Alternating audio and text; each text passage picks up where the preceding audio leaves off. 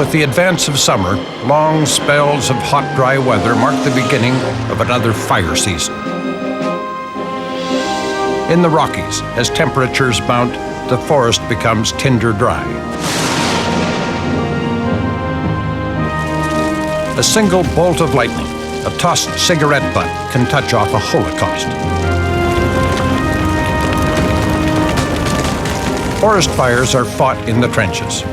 Armies equipped with hand tools march into the woods to give battle.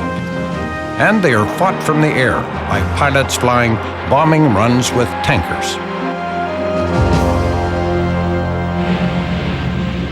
In the high mountains of British Columbia, air tankers lead the attack on fires. They can be over a fire in minutes, dropping their loads of scarlet retardant, checking if fires spread until ground crews can reach the scene. Carl Schutze of Vernon, BC is a firebombing veteran. Like many pilots, he has flying in his blood. I grew up in a flying family with my father.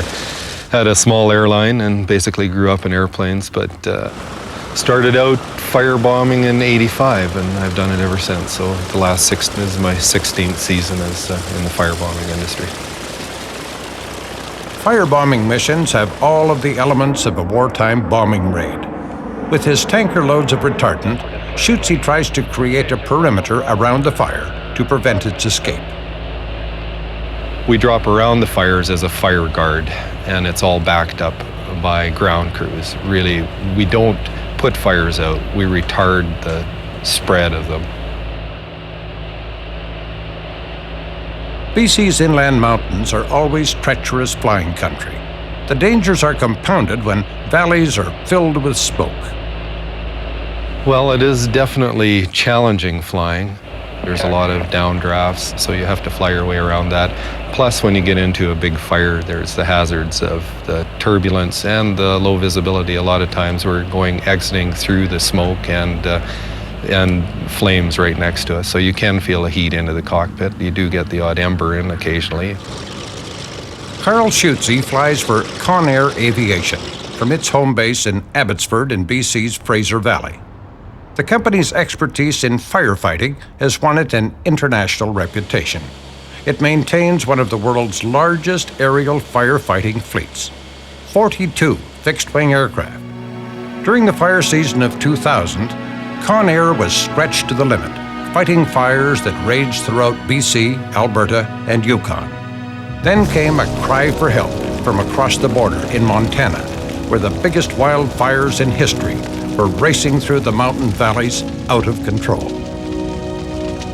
In Montana, Schutze and other Conair tanker pilots will join an epic battle, trying to protect forests, homes, and human lives from fires of monstrous proportions. Air tankers are used primarily in a tactic firefighters call initial attack. A tanker works with a smaller aircraft known as a bird dog that guides its bombing runs on small fires to prevent them from growing into big fires. An air attack officer flies as a passenger in the bird dog. He decides where the tanker should drop its load of fire retardant. Ben Morkert of the BC Forest Service, an experienced air attack officer, often teams up with Carl Schutze. I've been an air attack officer for various agencies now with British Columbia, but for 12 years. I've been in the firefighting business for 22 years. We initially receive a dispatch call, and it could just be a notification or a horn goes off. All the air crew, meaning the tanker pilots, the bird dog pilot, and the air attack officer, then immediately go out to their airplanes. Once we're in the airplanes, we turn on the radios and then call the dispatch center that's about to send us out to a fire, receive all the information via the radio, which is basically a latitude and longitude, which is our coordinates, a bearing and distance to the fire, put it into our GPS systems, and then take off to the fire. In BC, bird dogs and tankers have 5 minutes to roll after the warning horn. We'll fly out together to the fire. The lead plane will have an attack program or plan in mind, and he'll relay that to us. Once we arrive at the fire, the air attack platform assumes airspace control, and it has control of the airspace 3 nautical miles and 5,000 feet. And then my job as an air attack officer is to give him a quick snapshot, as we call it, a picture of what we're going to do. This is what the fire is. This is what you can anticipate. Okay, we'll probably be behind you getting to the fire. We're just off Libby. Okay, no problem, Ben, and we shall orbit overhead, 6.5. Well, we'll be orbiting overhead approximately 1,500 feet over the target elevation, or the drop height. Drag her over. He'll have told us a drop combination that he'd like. And he'll give us a tag-on point, or an area where he wants us to start and possibly end. And then once he's overhead, he'll let us know that he has us visual and to go ahead the demonstration of the first or the anticipated runs. Do a count to pass those snags of 3 and then drop the load, and that'll tie you in with dawn drop. And then again, the bird dog plane would go through the actual flight path, or the anticipated flight path that we believe the tankers would be required to make on the fire. So you want me to start about 2 doors past the landing? Yeah, that's affirmed. Okay, kind of actually you're ready to beam that meadow, probably. Yeah, that would work real good. Okay, check that, we're just coming overhead. And then we'll go down after he's done the run, giving us the instructions at target elevation and exits. I'll program the drop type into the computer, and basically it's, I hate to say, a feel type thing. It takes a bit of practice to get the exact drop trigger point right, because of all the different winds and whether you're going downhill, etc. And we try to put it right where they want it. Okay, downwind left hand, arm double door swing, total 12.4. Roger. I'll just extend out for you. Carl is only 150 feet over the treetops when he makes his drop. Immediately after he's made a drop, we assess the drop for accuracy, and we do that with terminology such as bullseye or half long, quarter short. Looks like a bullseye. Okay, check bullseye, we'll reload. Yes, sir. And also immediately after the drop, we give him the description of his next drop. The retardant dropped by the tankers is a slurry of iron oxide, phosphate fertilizer, a thickening gum, and water. The iron oxide provides color to mark the drops. The phosphate slurry coats the trees and, wet or dry, inhibits flames for up to 4 hours. BC seldom uses the water bombers utilized elsewhere in Canada. They scoop up water from nearby lakes to drop on fires. Water simply evaporates too rapidly in the 35 degrees Celsius temperatures and low humidity found in the BC interior during fire season. And narrow mountain valleys limit water bomber operation. Tankers have to land at nearby airports to reload with retardant. Conair Aviation is a private company that has been fighting fires in publicly owned forests throughout Western Canada for more than 3 decades. Next.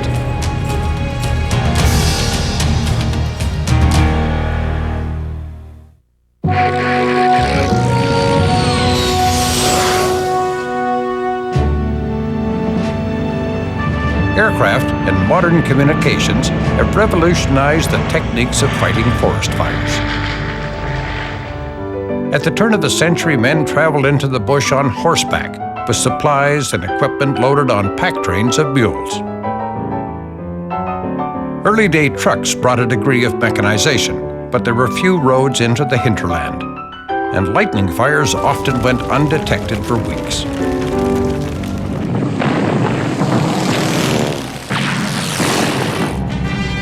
At the end of the First World War, a few demobilized military pilots found work as airborne fire spotters.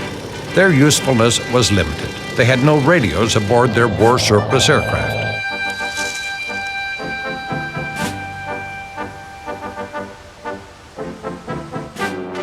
During the late 30s, aircraft began dropping smoke jumpers and their supplies into remote areas.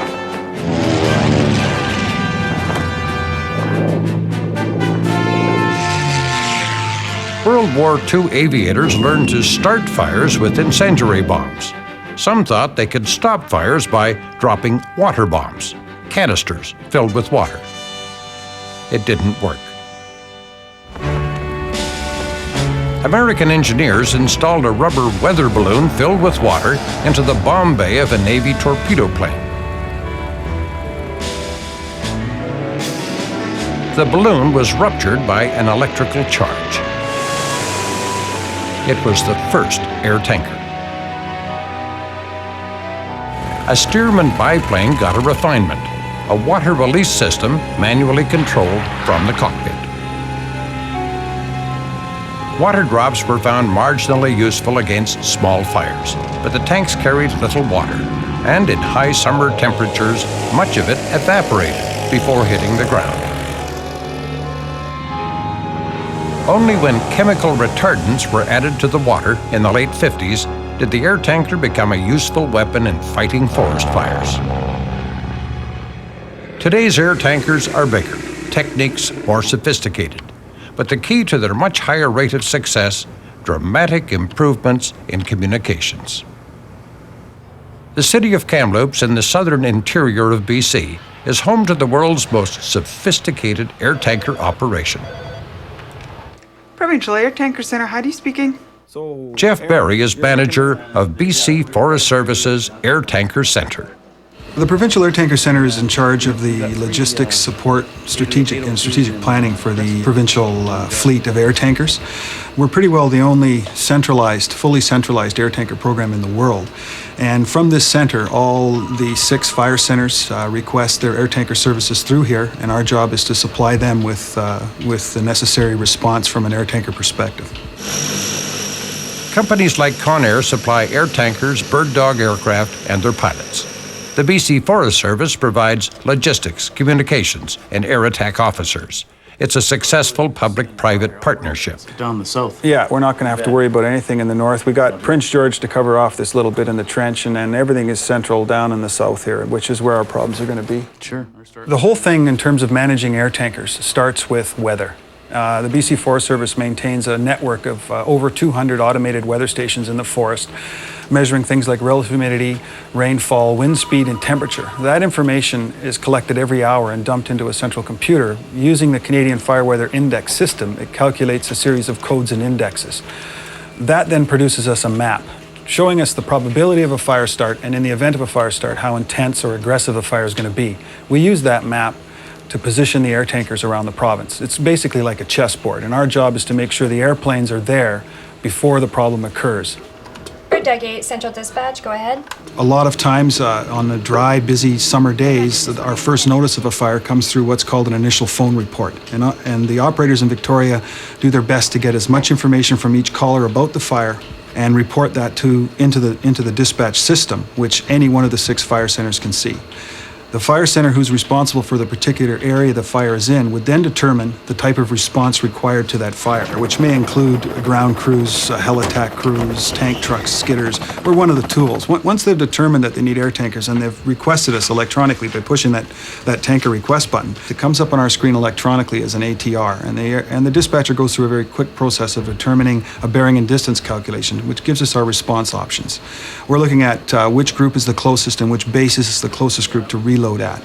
Once that information has been gathered from the system, which takes just a few seconds, the tactics officer selects the appropriate response, and then the dispatcher quickly calls the base. So, Bird Dog 8 check, we've just had a 90-degree wind shift on the fire, and it's jumped over a small creek. We've got a spot fire. It's on the other side of the creek, about 300 meters away, and it's about, tenth of a hectare at this time, and I'd like to request backup. Roger that. Standby 1. Yeah, Aaron, you can send Bird Dog 9 and the 802s out of Campbell River to that one. Back up, Ben. Yeah, Roger. We're going to send you Bird Dog 9 and the 802s out of Campbell River. How on that? On a red alert, we expect a roll time of 5 minutes, maximum of 5 minutes to roll. So once that request is done, it's up to the air crew to get in their aircraft, start them up, and head to the fire. While that's going on, oftentimes what we'll do is we'll look at our current location information, which is a quick way of accessing the local weather station. So we'd look at the fine fuel moisture code, the initial spread index, the buildup index, things like that paint a picture for the tactics officer of how aggressive this fire is going to be. In hot, rainless summer weather, BC's vast forests become tinder dry. They're vulnerable to dry lightning storms. The challenges right now are the fact that we're getting consistent dry lightning storms every night, and that's producing hundreds of fire starts every day. We're working an average of 40 air tanker targets a day. We're flying many hours. We've got crowded, smoky valleys with lots of aircraft, both air tankers and helicopters, and the air attack officers and pilots are doing very well at ensuring that they all remain safe in those congested environments. Recent additions to the Air Tanker Centre's aircraft inventory are Conair's Air Tractor 802s. It's a classic ag plane, a crop duster, small, nimble enough to fly up narrow mountain valleys, tough enough to land on makeshift landing strips. Perfect for the job, but a handful to fly, even for veteran pilots like Brian Johnson. The Air Tractor is not a really easy aircraft to fly, and it has fairly nasty habits. The manufacturer actually suggests that you don't start complaining about the airplane until you've had about 200 hours in the cockpit. And it seems to be a magical number because around 200 hours, a lot of the things that you weren't happy with initially with the aircraft seem to just go away. It's light and it has a lot of power, so on takeoff, if you get the tail wheel off the ground too early, it wants to depart the runway sideways. That's obviously not a good situation to be in. When you're landing light, the airplane has lots of power, lots of wing, and it doesn't want to stop flying. If you're perhaps a little bit too hot or not paying attention, you just won't get the airplane on the ground.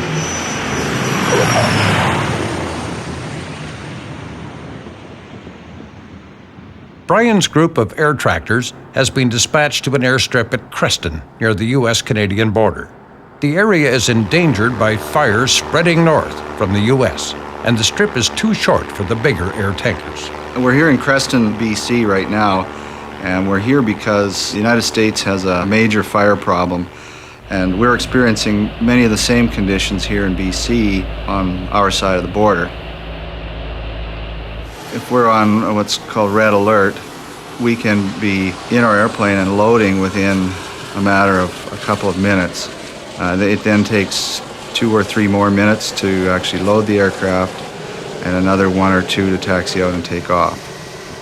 The air tractor really lends itself to rapid dispatch. The turbine engine, of course, doesn't require a warm-up period like the radial engines of the DC-6. And it is really a rapid initial attack tool.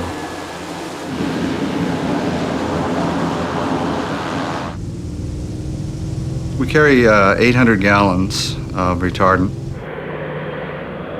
Because of the design of the tank, it's a variable flow tank system. So we have the capability of programming the amount of the load that we want to drop at any one time. So we can drop a quarter or third or half or whatever the air attack officer requests. So we can deliver either the whole load or we can deliver portions of the load and in varying concentrations.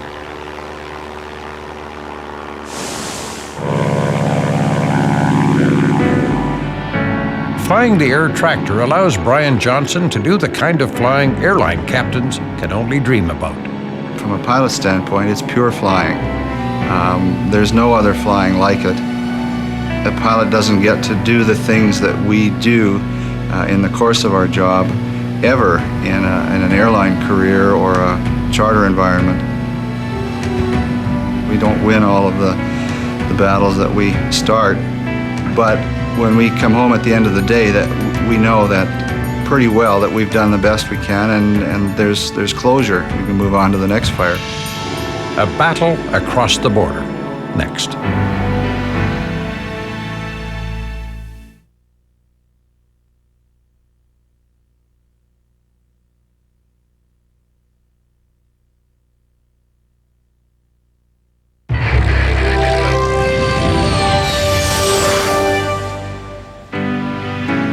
conditions are improving in BC's forests.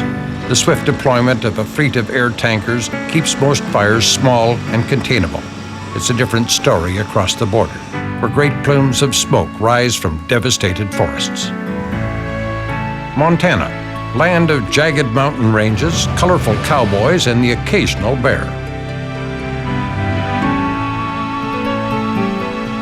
In the summer of 2000, the state is enduring the most destructive forest fires in American history.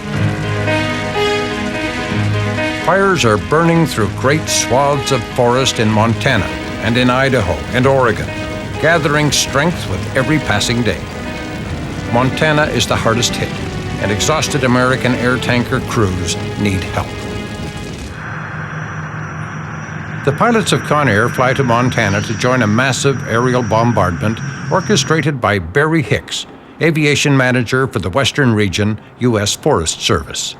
Hicks runs the Forest Service's Fire Center out of Missoula International Airport. Probably in excess of 200 aircraft are employed in the Northern Rockies geographic area now. And that includes our normal aircraft that we have for our, what we would term a normal fire season, our air patrol aircraft and regular contract helicopters that we have for initial attack purposes.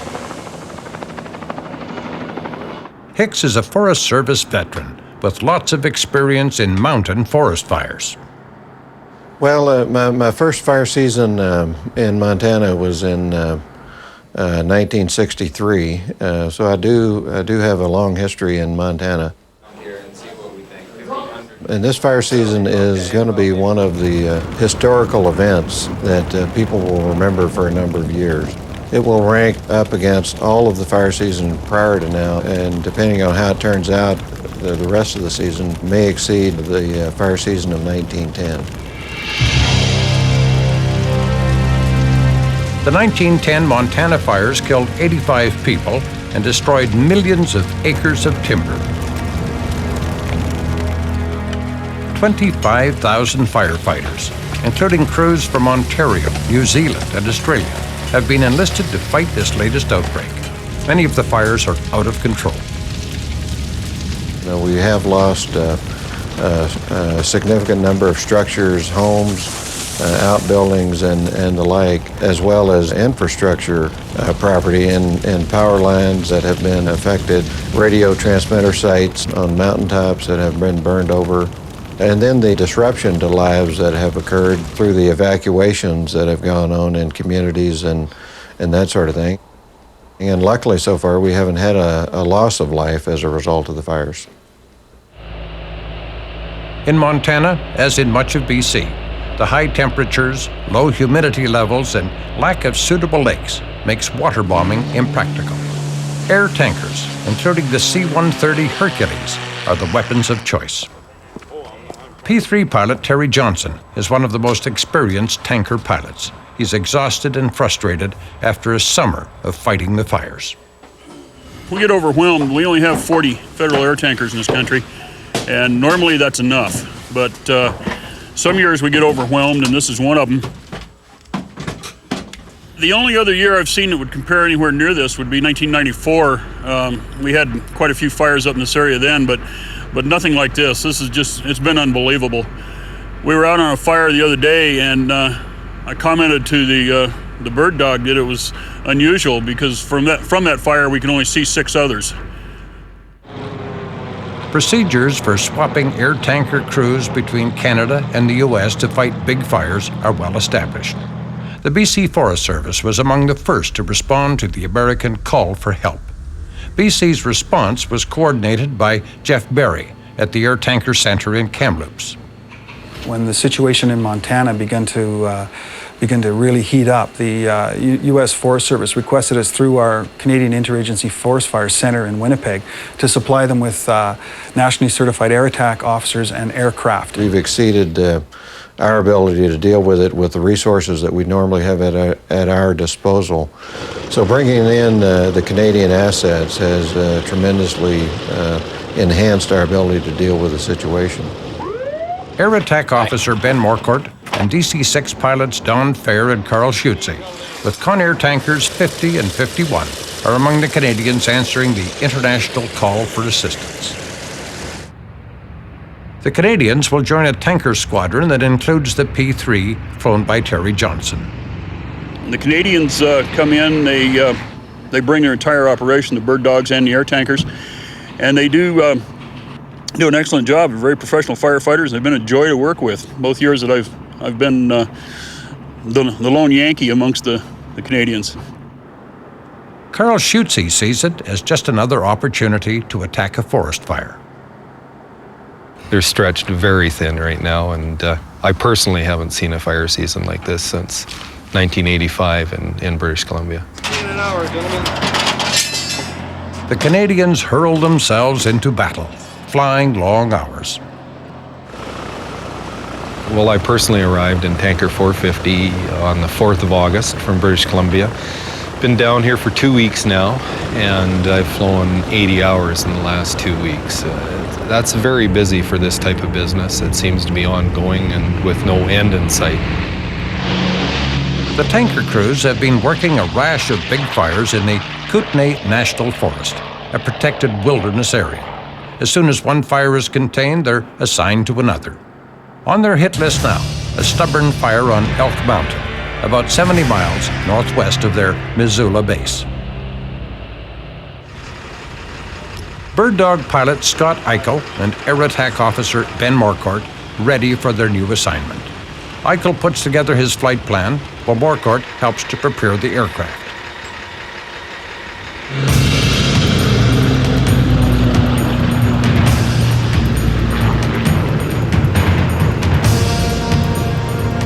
While the Bird Dog is en route to the fire, Tanker 50 gets its fuel tanks topped up and its belly retardant tank reloaded.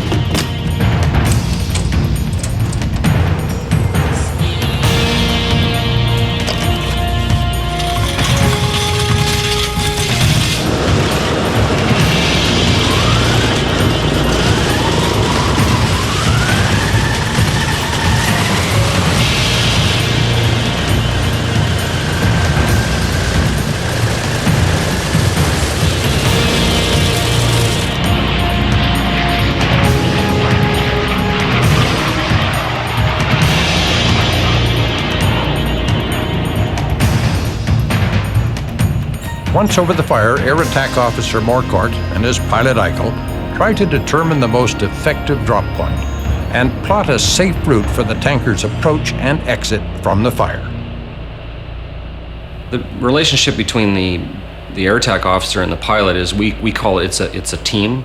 I'm the firefighter, he's my pilot or chauffeur or driver, and between the two of us, I will tell him how I want to fight the fire and where I'd like to put the drops. Of course, he has control of the airplane, so he feels the things better than I feel.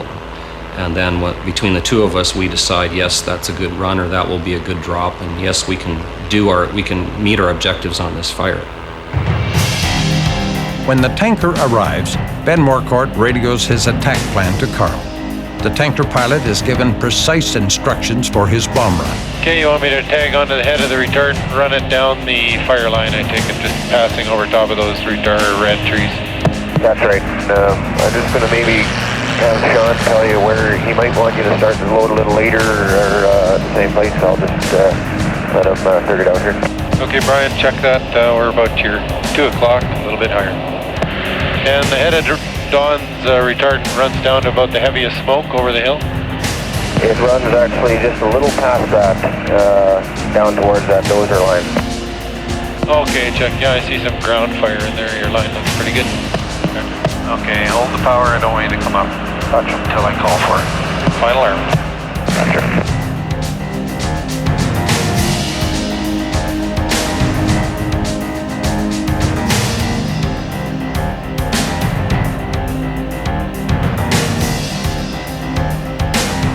Power flaps 10. Sure.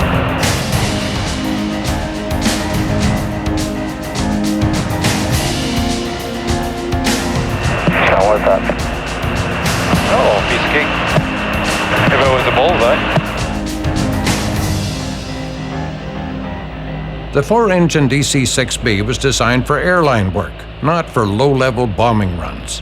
Its controls are heavy, and flying it is physically and mentally demanding for both pilot and co-pilot. First officer on Tanker 50 is Richard Tolson. It really requires 2 pilots full-time to keep that thing airborne, as the aircraft is large, it's heavy, we're into terrain that most airline pilots wouldn't dream of flying in, and I rely totally on him with my calls to keep the aircraft in the configuration I'm looking for, so it's a real working relationship.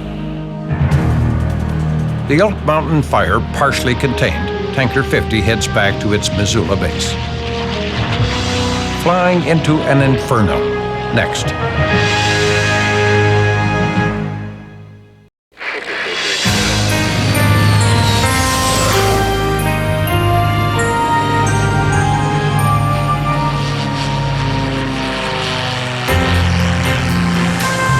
Conair deploys its big fleet of firefighting aircraft under contract with governments.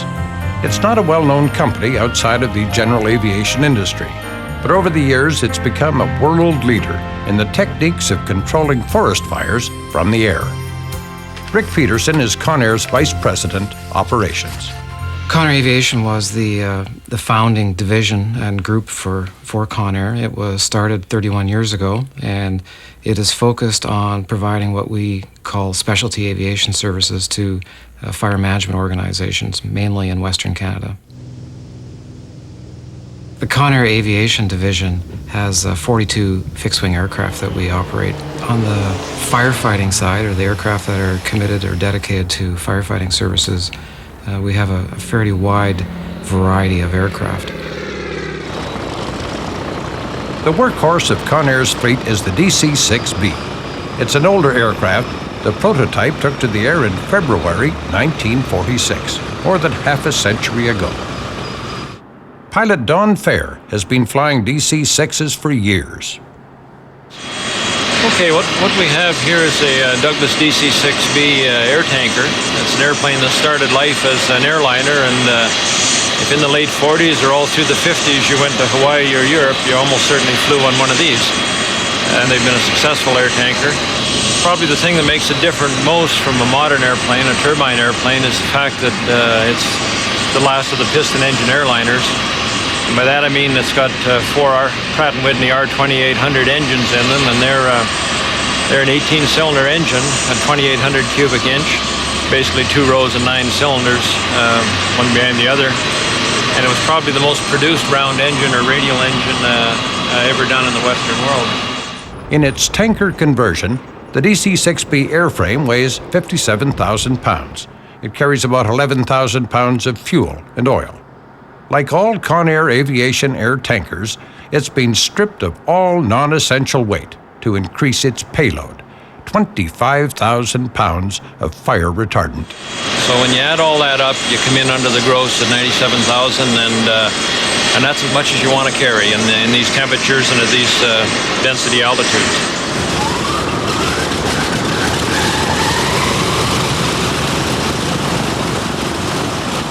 In high summer temperatures, the double WASP engines are given help on takeoff and at higher altitudes by a 50-50 alcohol-water mixture that keeps valves and cylinders from overheating under full power. Well, the ladder came from a hardware store, but it works. In the cockpit, the venerable DC-6 shows its age. I think the first thing you really get an impression of is just how old the thing is. And this, you have to remember, the airplane was in production from about 1946 to 1958, so it represents a pretty early part of airliner history.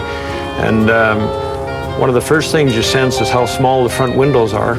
And they would never build an airplane that way now. It would require more visibility, more glass space. And in fact, some people have described it as like trying to fly your house by looking through the mail slot. The roar of the DC-6's radial engines at full throttle is unforgettable. But the engines and the aircraft that carries them won't last forever. I think probably a good line that a good friend of mine said I worked with on the DC-6 one time. We were walking up towards it, and our engineers were running it, and we were listening to 72 air-cooled cylinders running there, and it's quite a special sound. And Bob said, well, he said, that sounds like a Hell's Angels funeral. He said, and it does, and it's a sound that's going to disappear soon.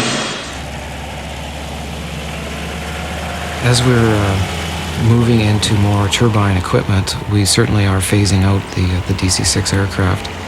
The latest aircraft that we have gone into is the Convair 580. And it's a result of looking for a suitable replacement for the DC-6 and trying to find an aircraft that was going to be maintainable and supportable for the next 20 years.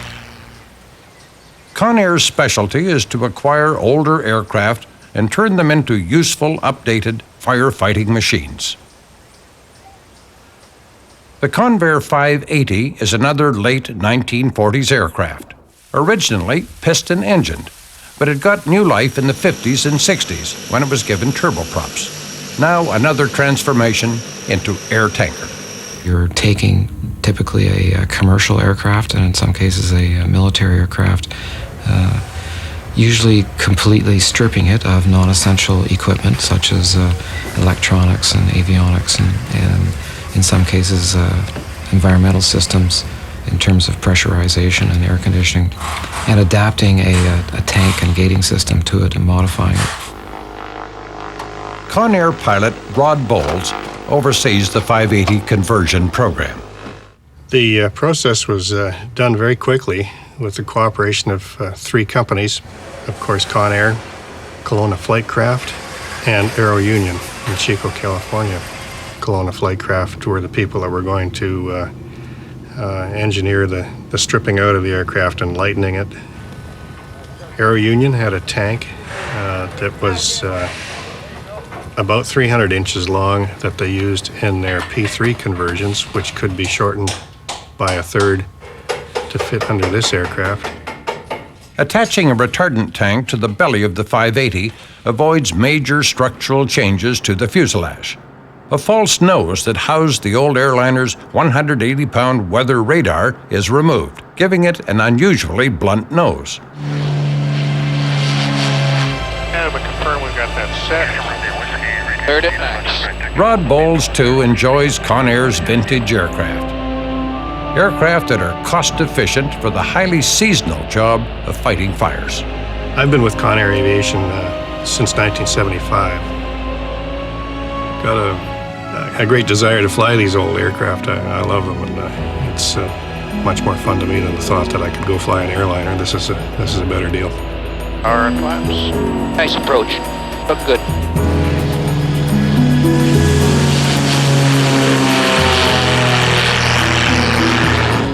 Stable as hell. Oh, it does. It's a beautiful airplane.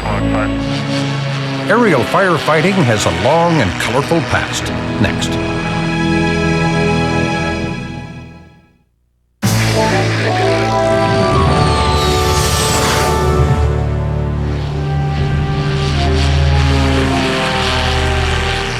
The Montana fires are fought in the air and on the ground, but they appear unstoppable.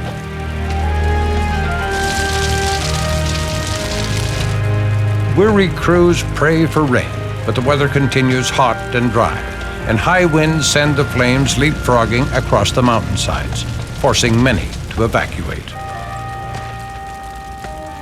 Montana has been declared a disaster area.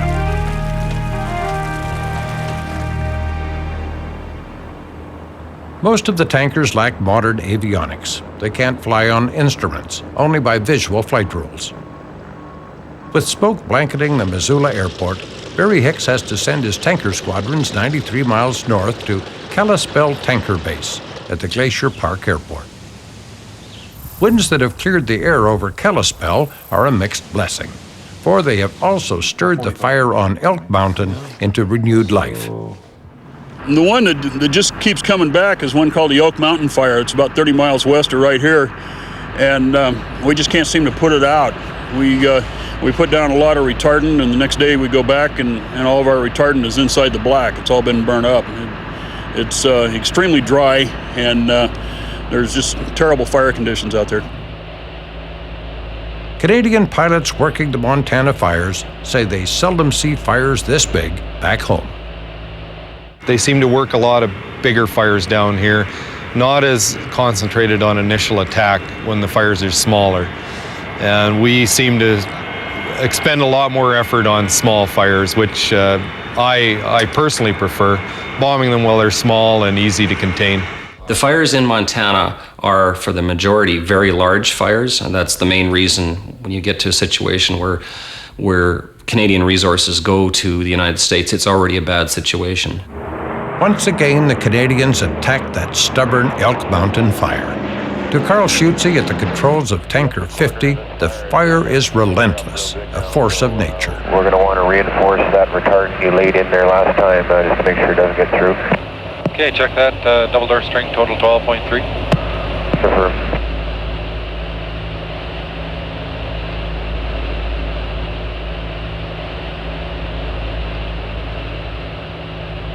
U.S. and Canadian crews find they use different jargon to describe their work in the air. Oh, there's a lot of differences in terminology that we're getting used to, from show-me runs, which we call dummy runs, to drop types, but we're managing to get through that, and everything's worked out well. They're all speaking Canadian down here now. Working with the Canadian bird dogs,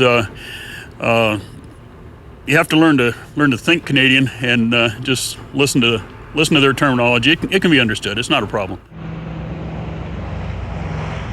Continuous flying puts additional strain on the DC-6 tankers.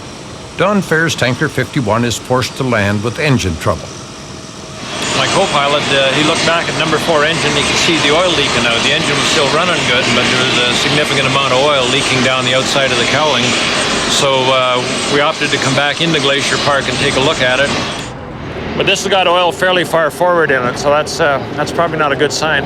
Conair engineers race to make the necessary repairs. Don Fair is anxious to get back into the battle.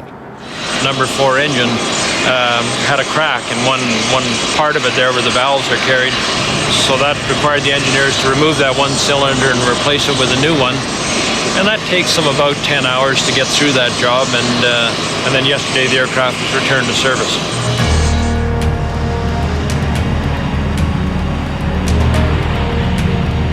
For a month, the Canadian crews fought the big Montana fires. They played an important role in the ultimately successful containment of the worst forest fires in U.S. history. Don Fair is proud of that accomplishment. I started out in the Air Force flying jets, and when I got out of the Air Force, I came into this, and I find firefighting challenging work, and there just aren't that many parts of flying where you can really see the results of your work right away. And you can do that when you get on a fire and it's going really well and the loads are going in good and you're actually making a difference on the fire.